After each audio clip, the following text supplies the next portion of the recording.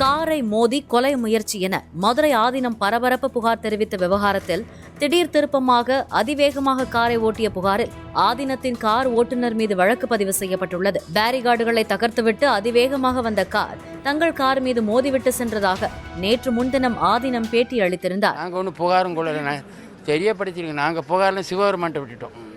யார் மீது சந்தேகம் தான் இருக்குதா உங்களுக்கு? சொல்லிட்டாரு, ரொம்ப ஸ்பீடு, இன்னும் கொஞ்சம் தவறிந்தா தீர்த்து. கார்ல நம்பர் பிளேட் இல்லை சார், அதாவது 2 பேரிகார்டு இருக்கு.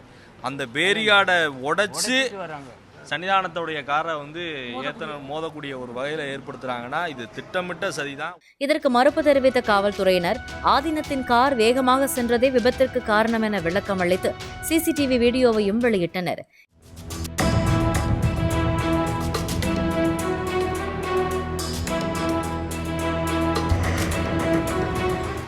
இந்நிலையில் ஆதீனத்தின் கார் உரசிச் சென்ற காரின் ஓட்டுநர் முபாரக் அலி உளுந்தூர்பேட்டை காவல் நிலையத்தில் புகார் அளித்தார்.